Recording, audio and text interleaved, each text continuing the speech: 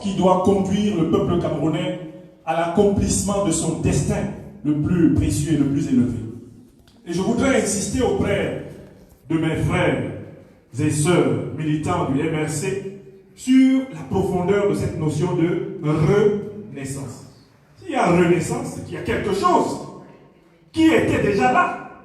Il y a une flamme qui brûle dans nos cœurs. Malgré toutes nos imperfections, il y a quelque chose qui fait que même quand nous nous trompons, nous devons revenir dans l'axe.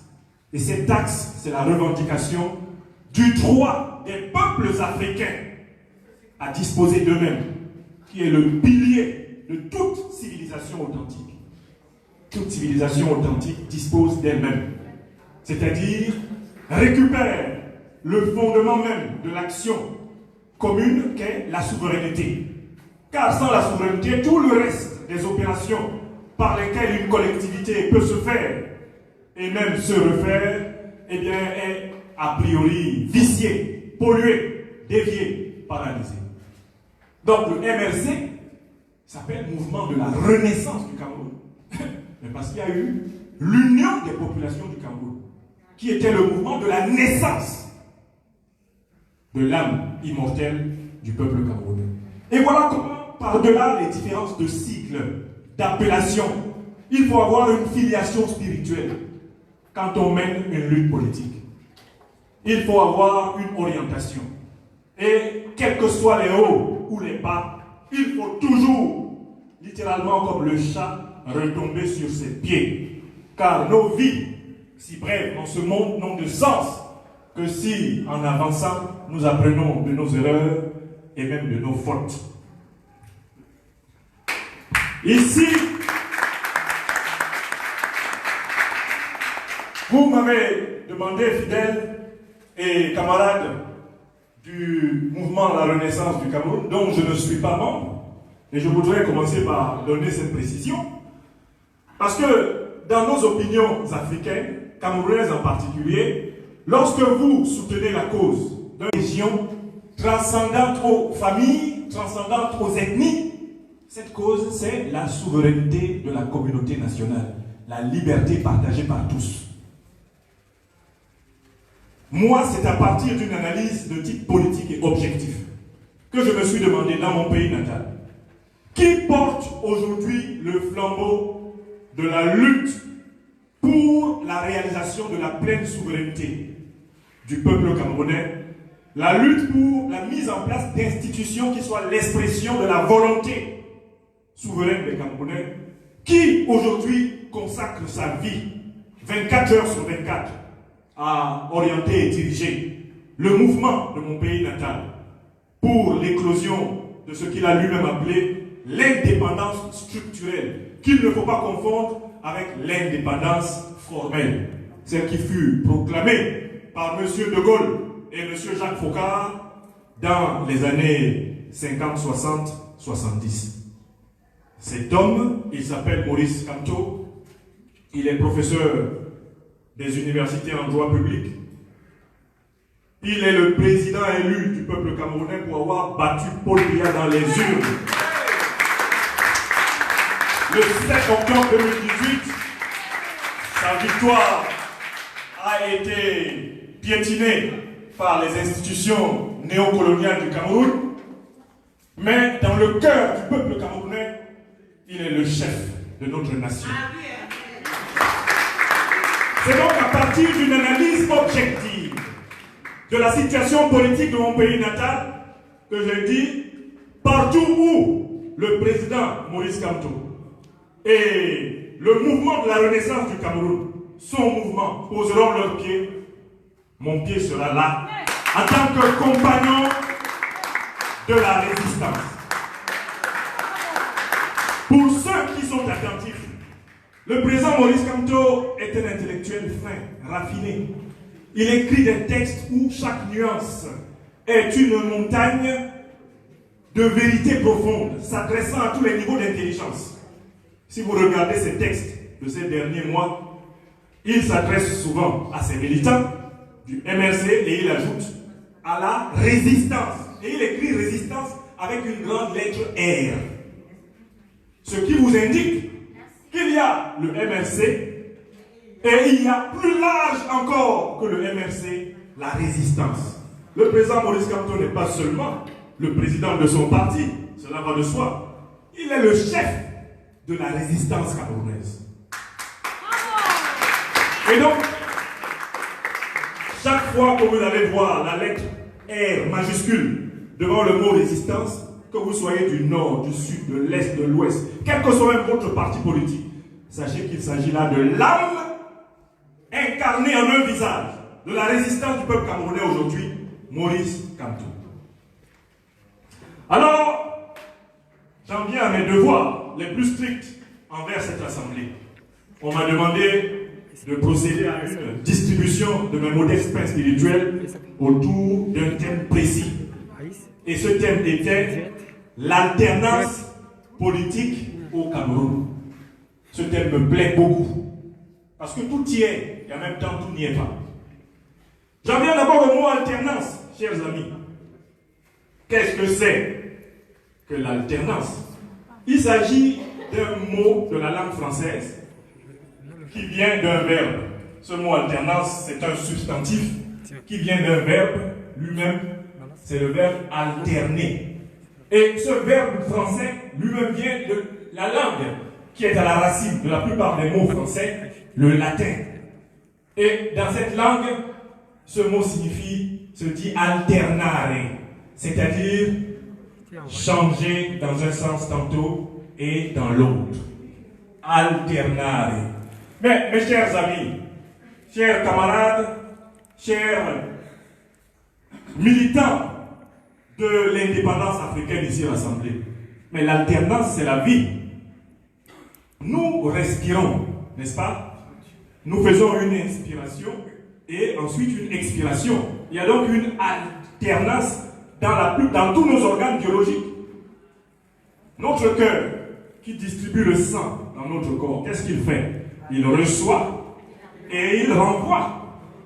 Il reçoit du sang oxygéné, il renvoie du sang carbonisé. Il alterne, c'est un alternateur. La parole que nous utilisons pour parler, elle est habitée par une alternance entre le silence et les sons articulés. Parce que si je parlais comme ça, vous ne comprendriez rien. Pour que vous me compreniez, il faut qu'il y ait une alternance entre les sons prononcés et le silence. Donc, le silence est la condition de la parole. Parce que pour parler, il faut aussi savoir se taire. L'alternance, voici le jour qui se couche sur la France. Il y a eu jour, et tout à l'heure il va y avoir nuit, et demain il va y avoir jour. Le cosmos tout entier est alternance. La vie est alternance. Un jour, j'avais 3 ans, je me demandais l'autre jour, le 31 mars, à mon anniversaire, comment c'était possible que j'ai 48 ans. Ça m'est tombé dessus à une vitesse pas possible. C'est en jouant au foot avec mon fils aîné de 21 ans que je me suis fait déborder comme un bébé et que j'ai compris que j'étais dans l'alternance. Parce que moi, à 21 ans, avec ma taille et mes jambes, j'étais tellement rapide qu'un enfant ne pouvait pas me dribbler comme ça. Il est parti dans ma tête, je pouvais le rattraper, mon corps dit non. Il y a donc alternance. Maintenant, ce sont nos enfants qui vont plus vite que nous. Chers amis, je donne ces images pour que vous vous habituez au caractère profondément naturel et cosmique de l'alternance. Vous ne pouvez pas jouer à la musique sans alternance. Vous ne pouvez même pas jouer n'importe quel instrument musical, il faut alterner les sons. L'alternance, c'est la vie. Le mouvement, c'est la vie. Et le MRC ne s'appelle pas mouvement par hasard. Et parce qu'il s'est connecté à ce secret profond de la vie, qu'est l'alternance. Il y a l'alternance dans tout. Comme on dit dans ma deuxième partie, la Côte d'Ivoire, il y a coup dans tout. Eh bien, il y a l'alternance dans tout. Rendez-vous donc compte que si on invente un pouvoir politique qui soit opposé à l'alternance, il s'agit d'un pouvoir politique opposé à la vie. Car qu'est-ce qui n'alterne pas? C'est ce qui est mort, ce qui est inerte, ce qui est sans vie. Quelle est la contre-image de l'alternance? C'est le cadavre. Posé devant nous, la personne décédée n'alterne plus. Tout est fini. Il faut, pour comprendre l'alternance, d'abord partir de cette philosophie de la vie. Comprendre que l'alternance, c'est la vie. Et que tout ce qui s'oppose à l'alternance s'oppose à la vie. Voilà l'origine de ce concept. Et maintenant, on nous demande, qu'en est-il de l'alternance politique au Cameroun? Il y a un deuxième mot dedans, c'est le mot politique. Et un troisième au Cameroun. Les trois mots-là me parlent. Par naturel philosophe, je m'installe maintenant dans le mot politique. Ce n'est pas un mot d'origine latine, c'est un mot d'origine grecque. Politique, en français, ça peut avoir plusieurs sens, mais le sens le plus large, c'est l'art de la direction de la cité, l'art de la gestion des affaires publiques. Mais on peut aller plus loin. Les Grecs disaient polistikon.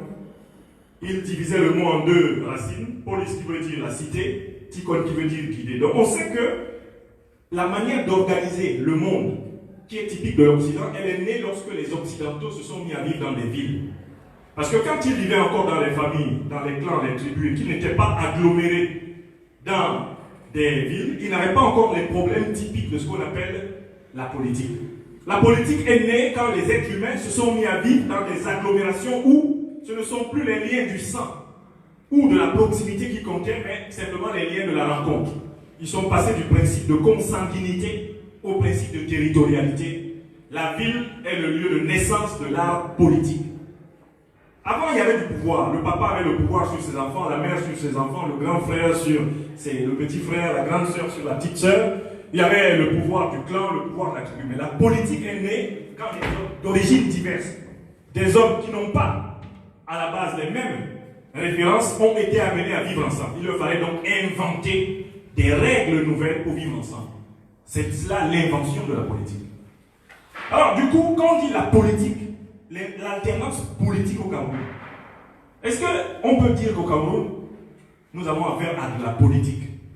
Parce que pour qu'il y ait de la politique, il faut que nous nous rassemblions en tant qu'êtres humains reconnus comme tels et que nous posions par nous-mêmes des règles que nous sommes amenés à tous respecter. Et la plus respectable de toutes ces règles, c'est la Constitution, qui est l'expression de la souveraineté du peuple des cités. Donc on peut poser la question suivante. Y a-t-il politique au Cameroun? Cette question se décline immédiatement en le peuple camerounais a-t-il déjà choisi librement sa constitution? Si on répond non à cette question, on dit donc qu'il n'y a pas de politique au Cameroun. Et comme il n'y a pas de politique, est-ce que l'alternance va être possible? Eh bien, la condition pour que la politique soit possible, c'est la souveraineté du peuple. Il faut que la cité soit composée de citoyens qui aient des droits égaux face à la même loi. Là, la politique commence. Cette condition n'a pas été remplie dans le cas du Cameroun. Pourquoi? Parce que ceux qui voulaient que la cité camerounaise, la police camerounaise émerge, ont été massacrés. 1 million de Camerounais, entre 1955 et 1971, furent balayés, notamment dans les pays bamileke et Bassa. Uniquement parce que le mouvement d'indépendance, l'Union des populations du Cameroun, avait la majorité de ses partisans logés dans ces zones. On a bombardé, on a tué au napalm. La France tarde actuellement à ouvrir les archives. Donc en fait, je voudrais que vous constatiez, je suis seulement à l'analyse du thème, que la politique au Cameroun est un non-être. C'est une façade, sans réalité substantielle. Et maintenant, parlons du Cameroun. Alors ce mot Cameroun là, j'ai une histoire personnelle avec ce mot, que certains d'entre vous connaissent, puisque mon père s'appelait, paix à son âme, Cameroun Nyamsi. Cameroun écrit à la manière allemande.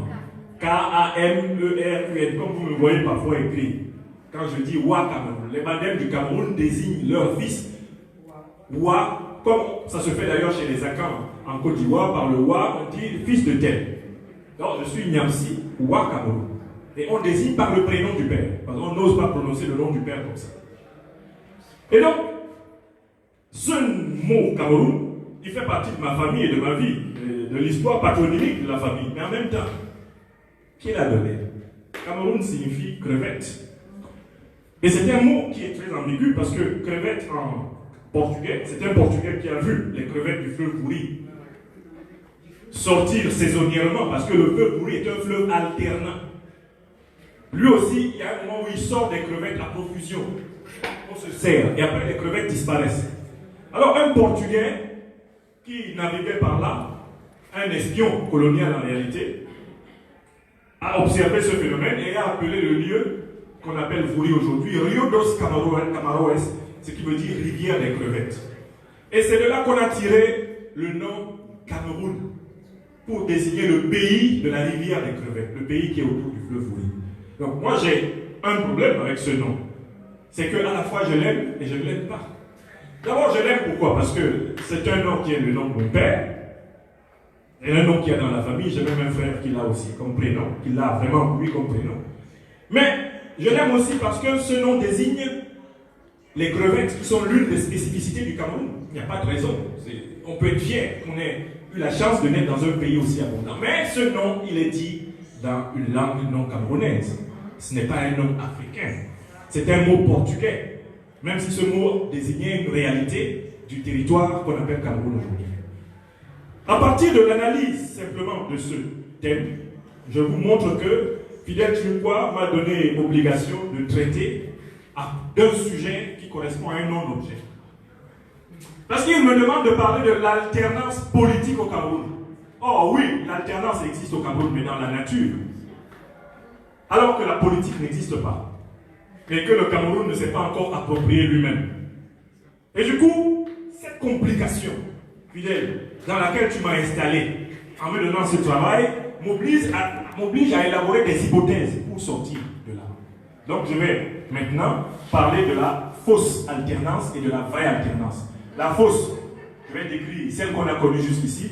La vraie, je vais indiquer celle que nous espérons et celle pour laquelle le président élu du peuple camerounais, professeur Maurice Kamto, nous rassemble. Mais avant cela, je ferai un petit laïus sur l'exploitation du thème de l'alternance dans notre diaspora. Parce que c'est devenu un mot passe-partout. Et on peut craindre que certains se laissent avoir par la manière d'en user de nos ennemis les plus rusés. Ceux qui veulent utiliser nos énergies et notre salive pour nous enchaîner davantage d'eux-mêmes.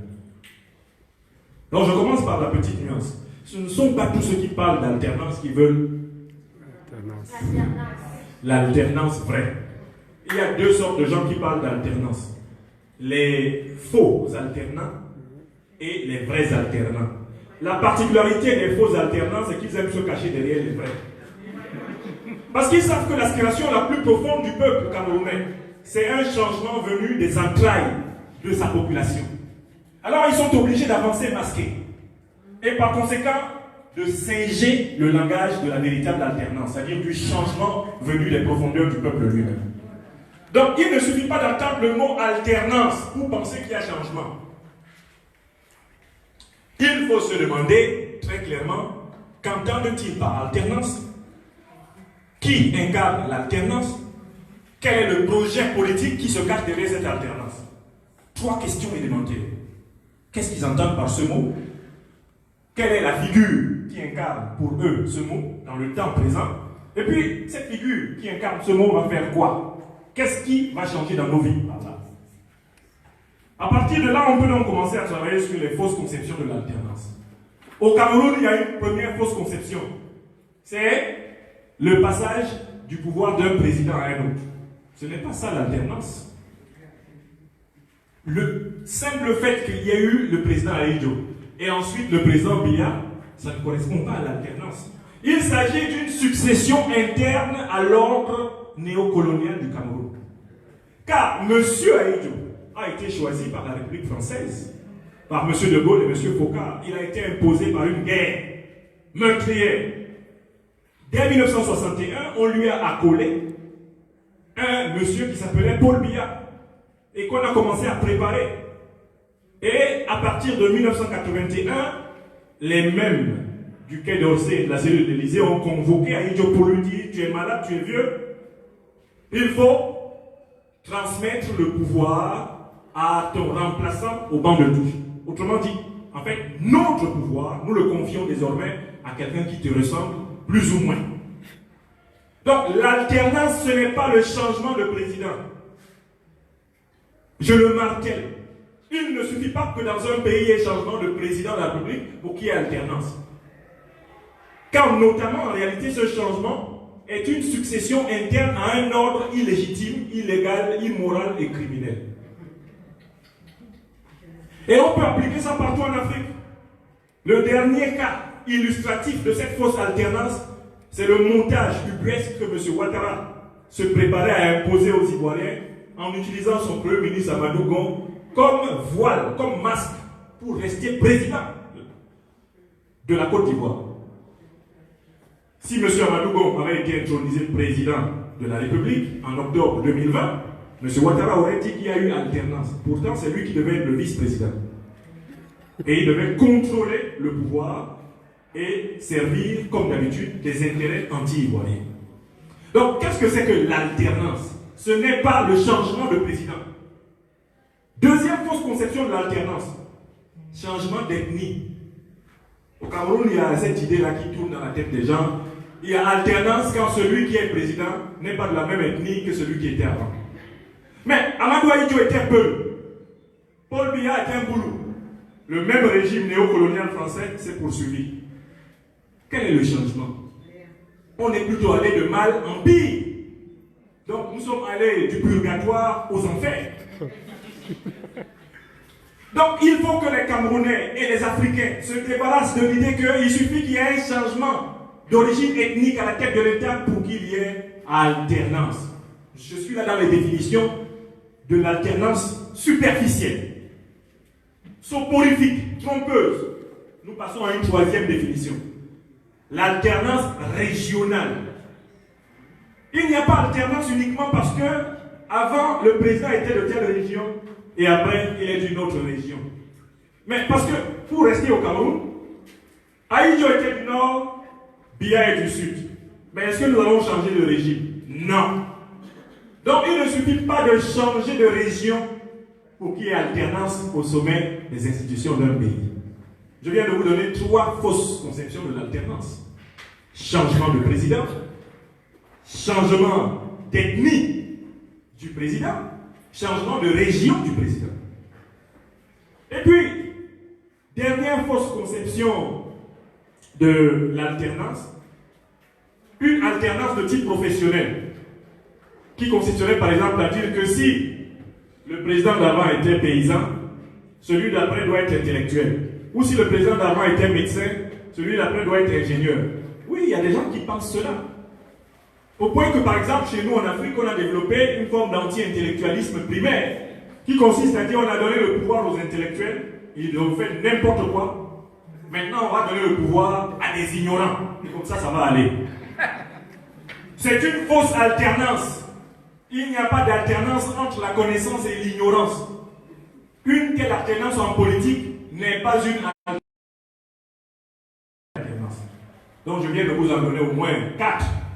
Et je peux supposer que cette assemblée est blindée contre les 4 fausses définitions de l'alternance politique.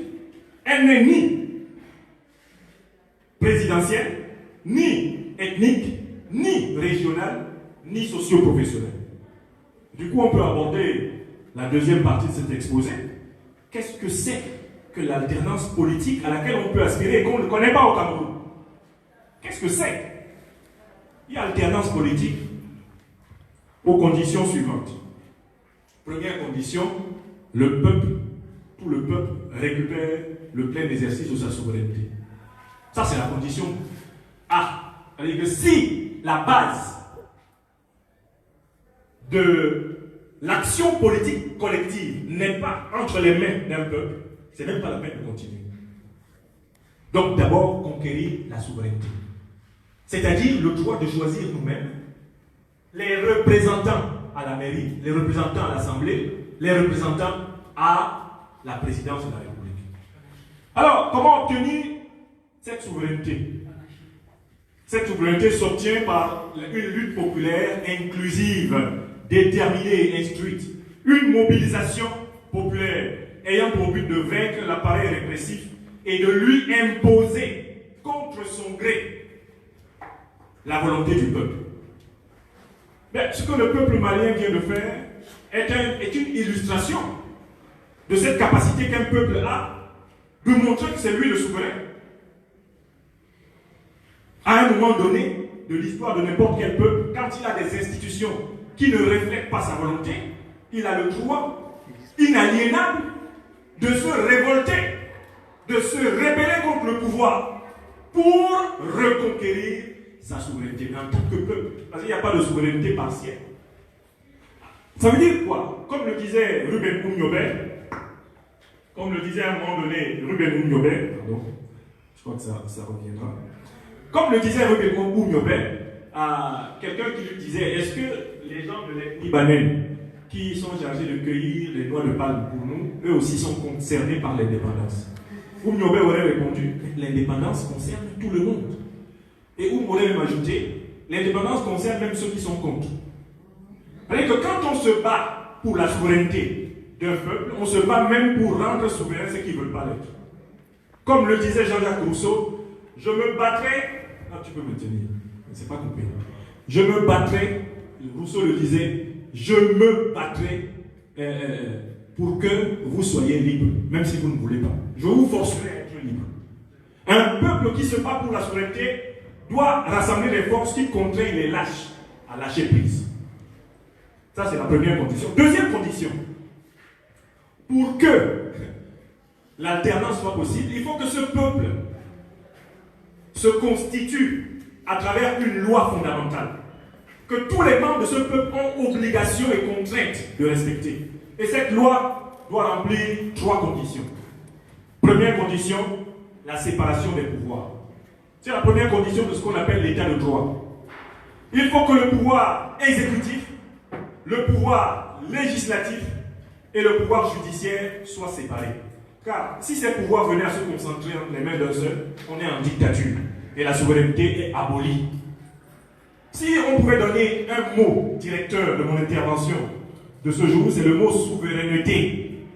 Si vous voulez lire le concept d'alternance et que vous oubliez une seule seconde le concept de souveraineté, vous êtes en train de vous fourvoyer. Alors, la souveraineté d'un peuple se protège par le mécanisme de la séparation des pouvoirs. Il ne faut pas que le même, comme on le voit au Cameroun, Biya contrôle la justice, Biya contrôle le Parlement, Biya contrôle le gouvernement. Il ne faut pas que les 3 pouvoirs d'un État se retrouvent entre les mains d'un seul homme. Il y a une deuxième condition. Il faut qu'il y ait un équilibre, pas simplement séparation, mais un équilibre entre les pouvoirs. C'est-à-dire que chaque pouvoir doit annuler les abus de l'autre. Le Parlement doit surveiller le gouvernement pour que le gouvernement n'abuse pas de ce qui lui a été autorisé. La justice doit surveiller le Parlement et le gouvernement pour qu'il ne viole pas ce qui a été mis en place comme réglementation. Le gouvernement doit veiller à ce que la justice soit indépendante et qu'elle ne soit pas manipulée par d'autres forces. Le Parlement également y veille. En fait, dans un État véritablement souverain, les pouvoirs qui composent l'État et qui sont donc mentionnés dans la Constitution sont là pour se maintenir à la bonne distance qui permet de libérer les individus et de leur garantir une vie digne. En fait, il y a une 3e condition fondamentale d'exercice de la souveraineté, ce sont les contre-pouvoirs. Une société sans contre-pouvoir n'est pas souveraine, c'est-à-dire sans les libertés de la société civile, les libertés d'association, d'expression, de pensée, bref, le pluralisme. Si ce n'est pas assuré dans une société, la respiration de la société ne sera pas possible. Quand ces 3 conditions minimales que je viens d'énoncer sont remplies, eh bien, l'alternance est possible. Pourquoi? Parce que la concurrence politique est régie. La concurrence...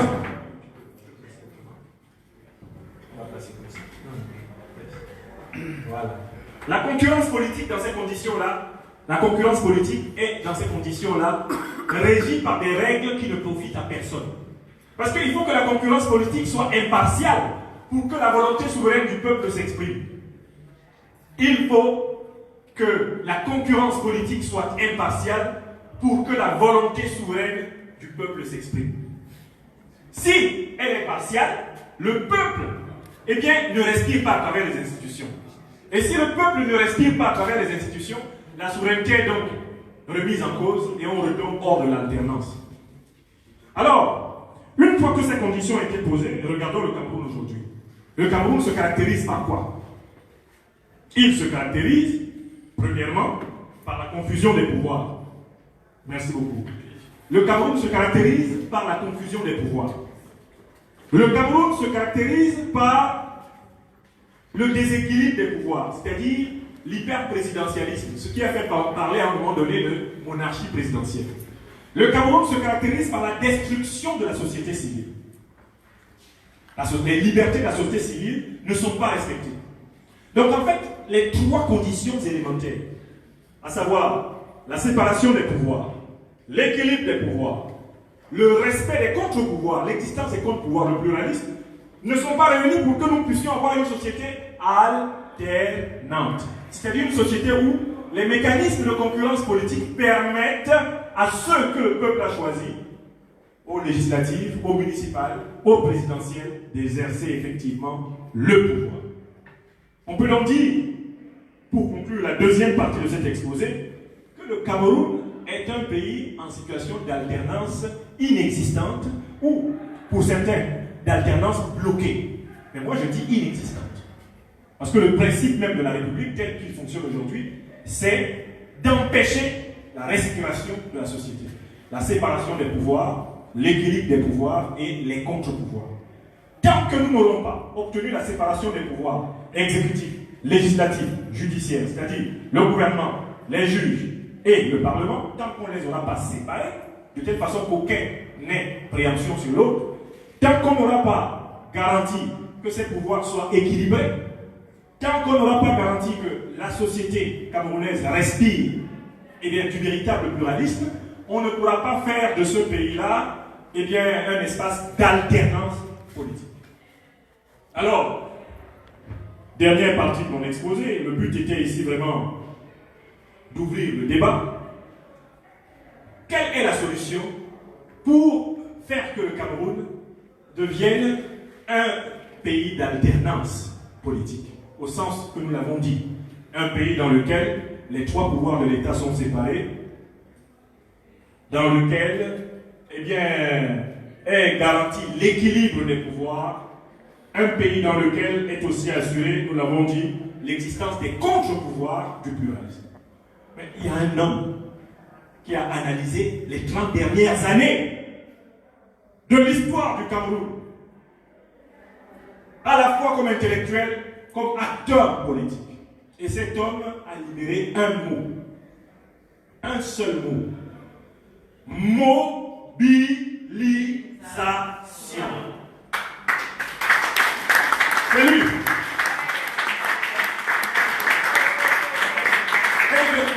Maurice Kamto n'est pas passé de midi à 14 heures. Pourquoi il a dit mobilisation? Et je l'ai déjà expliqué plusieurs fois. Il a dit mobilisation parce qu'on avait essayé autre chose avant. Eh oui, l'alternance c'est Kamto. L'alternance c'est Kamto. Le président Maurice Kamto a dit mobilisation parce qu'il a procédé à une analyse théorique et historique et sociale de la lutte camerounaise. Qu'est-ce qu'il a vu, le président? Il a vu que dans les années 90, notre peuple avait combattu.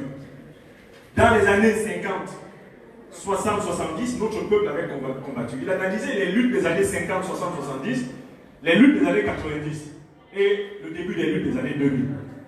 Très rapidement, dans les années 50 jusqu'au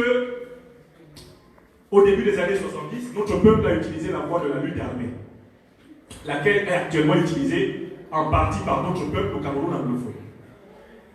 Le président Kamto a pris acte du fait que dans cette lutte armée, nous avons laissé près d'1 million des nôtres dans des tombes sans sépulture. Pourquoi? Parce que cette lutte armée a été engagée dans des conditions complètement déséquilibrées entre le peuple camerounais et les forces qui l'assaillaient. Le peuple camerounais n'avait pas eu le temps de bâtir une armée de libération, de doter d'armes suffisantes son armée de libération. Il n'avait pas encore la capacité de combattre comme Ho Chi Minh avait combattu la France. Eh bien, à Bien Bien Phu, le peuple camerounais n'avait pas cette force de feu, cette puissance de feu. C'est bien parce que nous n'avions pas une armée plus puissante que l'armée française que nous avons perdu la guerre d'indépendance de 1955 à 1971. La question qui se pose au XXIe siècle, c'est: avons-nous les moyens de libérer notre pays par la guerre d'indépendance? La réponse que le président Kamto a apportée à cette question, c'est non. Nous ne pouvons pas libérer notre pays par la guerre d'indépendance. Pourquoi? Premièrement, parce que notre opposition n'est pas une opposition militaire. Donc, ce n'est pas une opposition dont l'encadrement est militaire, dont la vision est militaire. Deuxièmement, parce que notre pays est entouré de sources de conflits énormes qui risquent de l'offrir à un déchirement encore pire que celui d'une guerre civile généralisée. La République centrafricaine, le Tchad, le Congo-Brazzaville, le Nigeria ne sont pas des pays en sécurité. Si nous entrons dans une logique de guerre civile, nous exposons le territoire national camerounais à beaucoup de prédation, un peu comme le Congo, Kinshasa est aujourd'hui. Et la troisième et profonde raison que le président Kamto a choisi, c'est celle de dire qu'il faut réussir à vaincre à la fois le colonialisme et la dictature en utilisant autre chose que la violence, mais cette fois-ci, la force de l'union, la force de l'amour. Il s'agit d'une décision métaphysique. Il a dit, je ne vais pas mener une lutte armée, je vais mener une lutte spirituelle et morale. Et je vais obtenir une libération effective par la mobilisation spirituelle et morale de mon peuple. La force du nombre permettra, a-t-il pensé, de réduire la puissance des armes. La mobilisation. C'est le refus de la voie de la lutte armée. Parce que cette voie a été testée. Le président Kamto a été clair là-dessus. Et il a ajouté qu'il n'est pas responsable de la décision que pourraient prendre d'autres Camerounais de procéder autrement. Pourquoi est-ce qu'il l'ajoute? Il l'ajoute parce qu'en tant que juriste internationaliste, il sait que parmi les droits des peuples spoliés, il y a le droit à la résistance par tous les moyens. Donc, des Camerounais peuvent eux-mêmes prendre des initiatives pour défendre leur vie contre la dictature. Mais le président Kamto veut impulser un changement par la mobilisation citoyenne, par la force du nombre qui paralysera l'appareil répressif et imposera le respect de notre souveraineté comme peuple. Vous voyez à quel point il est allé pour choisir la méthode de la mobilisation? Il est allé jusque-là. Mais attention, quand il dit mobilisation, il a aussi étudié la lutte des années 90. Quel était le mot d'ordre de la lutte des années 90? Tout le monde le sait ici. C'était les villes mortes. En quoi ont consisté les villes mortes? Il s'agissait pour nous de nous barricader dans nos villes et de nos quartiers pour empêcher le pouvoir de nous commander et en espérant que le pouvoir allait être fatigué et qu'il allait tomber. Qu'est-ce que cela a donné, cette méthode? Le pouvoir a répondu d'une boutade. Tant que Yaoundé respire, le Cameroun vit. Et avec le président Kamto, qui était l'un des intellectuels phares de la résistance des années 90, nous nous souvenons des sacrifices consentis par le peuple camerounais entier dans les villes mortes et du résultat qui fut la trahison de la tripartite. Donc, le peuple camerounais, le président Kamto a étudié la deuxième grande lutte, celle des années 90. Et il a vu que si on se barricade dans nos maisons, on se barricade dans nos villes, on se barricade dans nos campagnes, pour attendre que le pouvoir soit fatigué de nous, nous allons nous fatiguer nous-mêmes. Et quand nous serons fatigués, le pouvoir surgira pour dire, voilà, je suis toujours là. C'est en analysant cette deuxième période de la lutte, le président Kamto a dit, mobilisation. Et là, j'insiste sur mobilisation. En latin, ça veut dire le mouvement. Et comme j'ai insisté sur l'origine du mot alternance, et que je vous ai montré que ce mot renvoie au rythme le plus profond de la vie, mais la mobilisation, c'est l'action d'alternance même. La mobilisation, c'est l'alternance mise en œuvre concrètement dans l'histoire. Voilà ce que nous propose le président.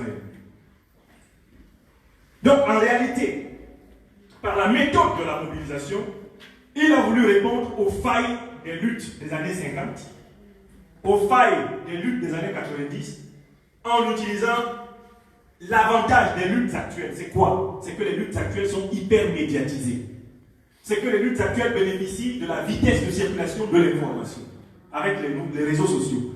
c'est que les luttes actuelles sont rapidement capables de créer le surnombre stratégique et tactique, contraignant tout ennemi, qui qu'il soit, même la puissance américaine. Vous l'avez vu plier l'autre jour, dans l'affaire George Floyd. Première puissance militaire du monde. Vous avez vu les États-Unis, qui sont pourtant l'un des pays où la violence policière et militaire est la plus élevée au monde. Vous avez vu les États-Unis de Trump plier, arrêter les 4 criminels et les mettre en prison. Proclamer des peines lourdes contre eux. Pourquoi? La mobilisation. Le nombre de gens qui sortaient était effrayant pour l'establishment politique américain. Ils ont freiné les 4 fers. Vous avez vu cette mobilisation faire trembler la France avec le mouvement des Gilets jaunes, où on a vu un bulldozer aller chercher un ministre dans son bureau, dans ce pays. Je pensais que j'allais quitter ce pays sans voir cela. J'ai revu les scènes de 1789. Vous avez eu l'arc de triomphe. Champ de bataille entre le peuple et l'oligarchie française. Par la loi de la mobilisation. Au point qu'à un moment donné, la police, la gendarmerie française étaient vraiment fatigués. Et l'ont fait savoir. Ils étaient fatigués. Si le peuple français sortait davantage, il y avait changement de régime ici, en France, sous nos yeux. Mobilisation. Bon, pendant que nous y sommes, vous voyez ce que fait le peuple malien. Est-ce qu'ils n'ont pas obtenu ce qu'ils cherchaient? La démission du satrape local, qui exécute les ordres de l'Élysée, qui n'est même pas capable de sécuriser le pays. Les Maliens l'ont obtenu comment? Parce que le nombre de gens qui étaient dehors a découragé les policiers, les gendarmes, au point que finalement une partie de l'armée, et même l'essentiel de l'armée, a dit au président, viens, viens. Assieds-toi ici. C'est pas bon. Écris toi-même ta démission. Et lis. Et je vous avais prévenu, Camerounaises, Camerounais, que dès que ce serait fait, qu'allait faire l'Élysée? Ils ont pris acte. Condamnés. Ils ont pris acte de la démission du président Ibrahim Boubacar Keïta et ont demandé un retour au pouvoir civil. Ce n'est pas un retour de Boubacar Keïta. Retour au pouvoir civil, ça dit faites les élections et que quelqu'un d'autre soit président. Tout est dans la nuance. J'ai donné une conférence sur cette question. Quand les gens ont fait le coup d'État, l'insurrection populaire, et qu'ils ont déposé Ibeka, première réaction de la France. C'est pas bien ça. Ah non, c'est inacceptable. Nous nous rangeons derrière la CEDEAO. Ça, c'était le 18 août. 19 août, nous prenons acte de la démission de M. Ibrahim Boubacar Keïta. Vous pensez que la République française n'est pas née d'une démission, elle est même née de l'assassinat du roi? Ils ont coupé la tête de Louis XVI ici. Pour passer de la monarchie à la République, vous pensez que les gens de la commune, c'était des enfants de cœur? Le président Canton nous a donné, dans toutes ses allocutions, toutes ces références historiques pour nous dire, Camerounaises, Camerounais, le secret de notre liberté est en nous-mêmes. Nous-mêmes, nous sommes la puissance qui s'ignore. Voici donc que les Maliens le font. Et depuis qu'ils étaient en train de le faire, nous étions là. Et certains d'entre nous se réfugient derrière une parole qu'il ne faut pas appauvrir. Ils disent Pas Kamto, sauve-nous. Le président Kamto doit nous sauver comment? Il nous a déjà donné le secret du salut. Il nous a donné la clé du succès. La clé de la victoire à travers un concept de révolution citoyenne pacifique qui a montré ses preuves à travers le monde. Le concept de mobilisation. Et certains d'entre nous, ça c'est encore à la maison, sauve-nous. On peut chanter sauve-nous quand nous nous sauvons nous-mêmes. Parce que ce qu'il nous demande, c'est de nous sauver ensemble. Le président élu Maurice Kamto ne peut pas nous sauver lui tout seul. Il ne peut nous sauver qu'avec nous-mêmes. Car la mobilisation, c'est la reprise du rythme véritable de la vie à l'intérieur d'un peuple et sa détermination à accomplir son pouvoir d'alternance. C'est ça la mobilisation. Donc nous avons un stratège national, un visionnaire politique, qui a analysé les luttes de notre peuple et qui nous a donné la clé. Et puis, on se lève le matin et on le cherche encore. On dit, on fait quoi maintenant? Regardez les Maliens. Il y a eu combien de conférences pour leur expliquer? Est-ce que vous pensez que les Maliens sont un peuple plus intellectualisé que les Camerounais? Vous pensez que les Camerounais ont du mal à comprendre ce que le président Kamto a dit? Les Camerounais comprennent bien. Mais les Camerounais, nous sommes prisonniers des 7 fléaux dont je vous ai déjà parlé. Il y a 7 chaînes lourdes qui empêchent l'alternance au Cameroun. Et moi, je voudrais prendre ici une analyse complémentaire de celle de la dame, représentante du FPI tout à l'heure, qui a beaucoup insisté sur le versant colonialiste. Le livre, là, de couleur jaune, qui est sur cette table, a été consacré à montrer que il n'y a pas que la lutte contre le colon qui est la condition de notre liberté. Il y a la lutte contre des pratiques que nous avons nous-mêmes inventées, des pratiques de discrimination de nous-mêmes contre nous-mêmes. Et je vous donne schématiquement quelques-unes de ces pratiques qui bloquent l'alternance. Numéro 1, le tribalisme. Nous ne sommes pas encore suffisamment mobilisés parce que beaucoup d'entre nous sont encore prisonniers du tribalisme. Ce tribalisme qui a 2 têtes. La grosse tête, c'est le tribalisme d'État. Celui-là a été enseigné par le colonialisme. La stratégie d'utiliser pour mieux régler. La petite tête, c'est le tribalisme des groupuscules d'opposition, que j'ai appelé le tribalisme d'opposition. Ah, tant que c'est telle ethnie, tant que le président est de telle ethnie, moi je ne suis pas dans votre affaire là. Ah, toi comme ça, un gars de Yabassi qui t'en va soutenir un type de Baham. Tu ne les connais pas ceux-là. Tu vas voir, ils vont te faire ça dur. Vous entendez ça tous les jours, oui ou non? Même à l'intérieur de l'Ouest Cameroun, il y a des gens, il est de, je ne sais pas, de Bafoussa ou de Bandoune, il dit le Baham. Parce que quand on parle de tribalisme, les gens font comme si c'est loin, c'est dans nos maisons. Il est du nez ou il n'est pas du nez? Alors, moi je soutiens seulement les gens du nez. Il n'est pas du nez, non, c'est pas bon. Moi je suis pour la libération à travers les gens du nez. Ah, si ce n'est pas un Bassa Déseka, non, je ne suis pas derrière. Non, parce que les autres Bassa là, je ne les sens pas du tout. Les gars de la Sananga maritime, je ne les sens pas. Encore un peu. Maintenant, j'ai trop souffert avec Aïe. Si ce n'est pas un Munda, si ce n'est pas un Toupouri, il y a un autre défonçage. Le tribalisme est devenu un système sanguin circulatoire dans le corps du Camerounais. C'est son bonjour et c'est son bonsoir.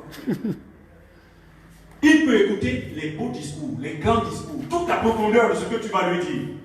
Qu'est-ce qu'il va faire? Qu'est-ce qu'il va faire? Il va continuer à distiller ce venin du découragement dans la lutte. Deuxième problème que nous avons au Cameroun, l'obscurantisme.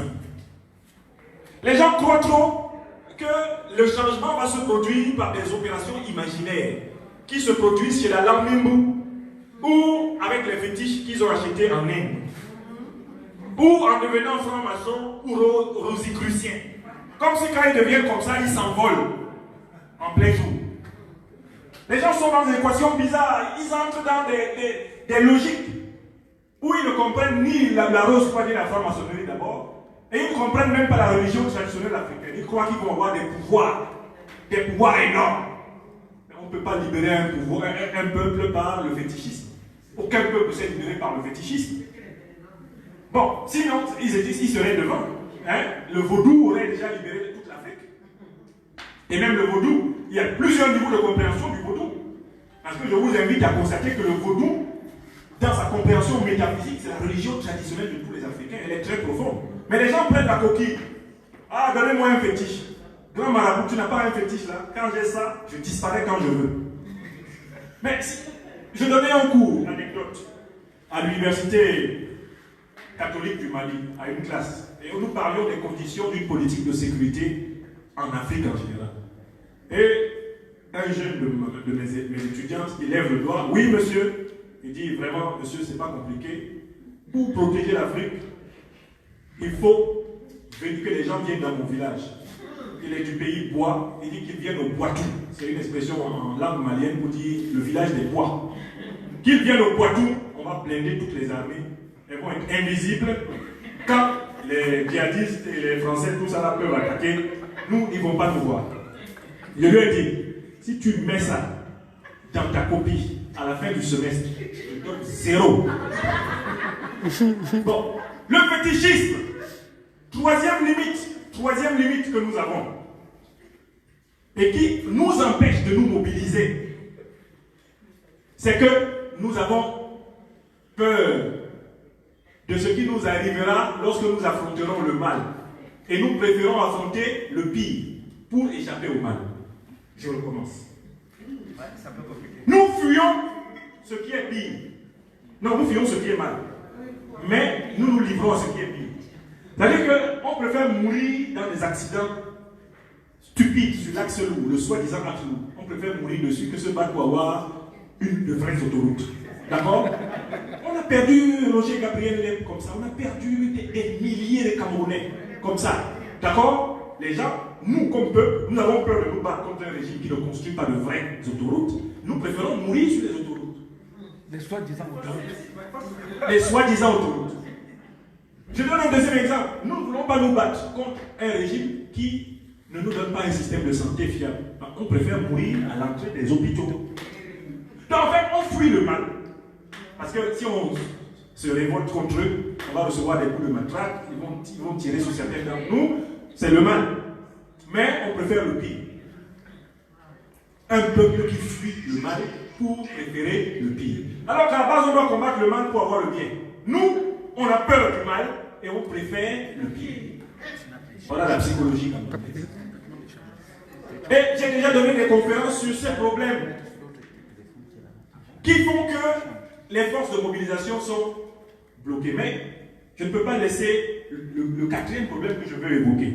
L'opportunisme d'opposition. Ce que j'appelle l'opposition positionnante. Les opportunistes d'opposition.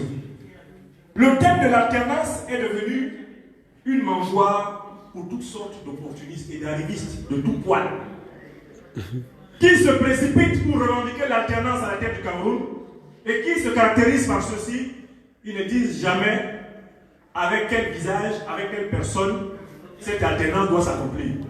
Mais ils aimeraient utiliser toutes nos énergies, tout notre argent, tout notre temps, toutes les organisations authentiques de l'opposition pour se promouvoir comme étant des combattants de l'alternance. Et quand on leur demande, nous, c'est Maurice Kamto, le visage qui incarne la respiration démocratique du peuple camerounais. Vous, c'est qui? Ils disent, attends d'abord, attends, j'arrive. On leur demande, nous là, on se bat pour que le chef de notre résistance nous conduise à Canaan.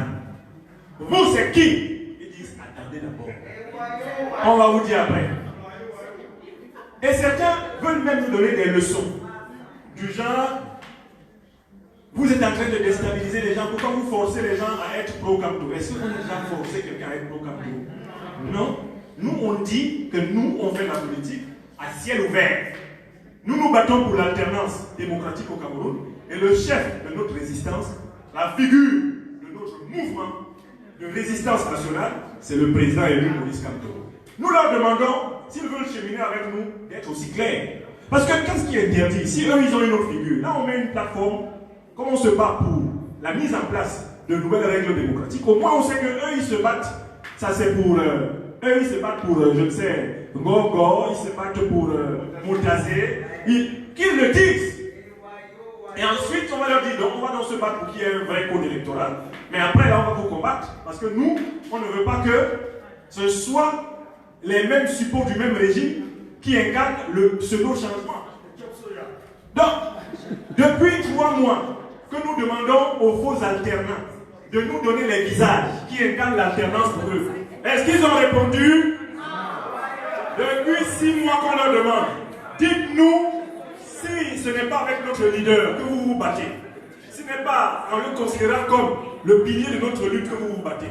Qui est le visage pilier de votre lutte? Est-ce qu'ils ont répondu? Ils ne répondent pas. Et je voudrais conclure cette intervention là-dessus.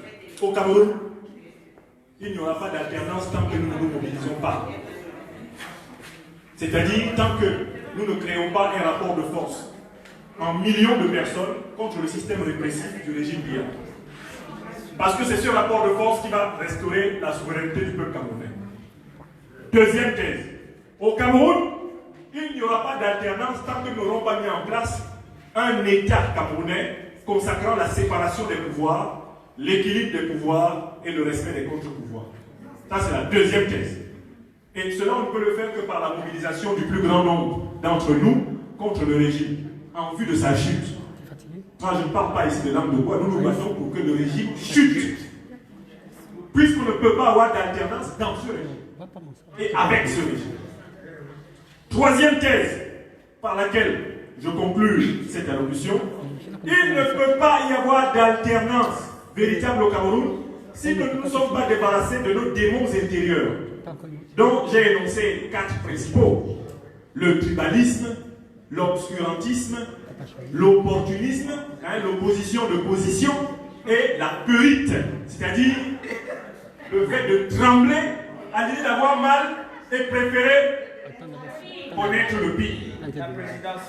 Trembler à l'idée d'avoir mal et préférer connaître le pire. Vous comprenez? Et voilà pourquoi je suis venu auprès de mes frères du MRC aujourd'hui pour dire que nous avons obligation de donner un contenu beaucoup plus substantiel à la mobilisation dans les prochains jours et dans les prochaines semaines. Le président a montré le cap, il a fixé le cap. Le peuple doit faire preuve de soutien. Les Maliens n'écoutent pas leur leader matin, midi et soir. Ils écoutent une fois et ils font. Et c'est même les leaders qui se mettent à leur courir après. Vous dites que vous êtes où maintenant? Attendez, on arrive. Les Maliens n'ont pas attendu le M5 qui incarne la résistance malienne. Une fois que le mot d'orientation de résistance contre le régime d'Ibeka a été donné, ils se sont mis au travail sur le terrain et ils n'ont ajusté que leur stratégie de mobilisation. Donc il faut que nous passions au travail de diversification de nos méthodes de mobilisation. Et sur cette question de la mobilisation, il faut surtout que nous étalions la mobilisation le plus largement possible sur l'étendue du territoire national. De telle façon que les forces répressives du régime soient obligées de se fatiguer à courir à gauche et à droite. Parce que nous avons tendance à concentrer nos efforts de mobilisation sur des zones où il leur est aisé de concentrer l'appareil répressif. Il nous faut épuiser l'appareil répressif camerounais afin que les policiers, les gendarmes et les militaires camerounais disent aux politiques: c'est bon, on ne peut plus réprimer. Ce n'est plus possible, on ne peut plus réprimer. Ils sont trop dehors. Le président a donné cette orientation. Arrêtons d'attendre ou d'espérer que soit, si vous voulez, inventer une autre manière de nous le faire comprendre. Bien sûr, il y a un signal que le président nous a donné en dernière date. Il nous a dit: si on appelle à une nouvelle élection. Et moi, je suis convaincu que ce pouvoir-là, tel que je le vois, il ne va jamais appeler à une nouvelle élection avant 2025. Et je vous pose la question, camarades, frères, sœurs du MRC, comme le pouvoir, tel que je le sens, ne va pas oser appeler à une nouvelle élection jusqu'en 2025, on serait en train d'attendre quoi? Nous devons faire comme les Maliens. Je recommence. Nous devons faire comme les Maliens. En tant que peuple, prendre nos responsabilités et mettre la pression sur le régime pour le conduire à lâcher prise sur le coût de notre peuple.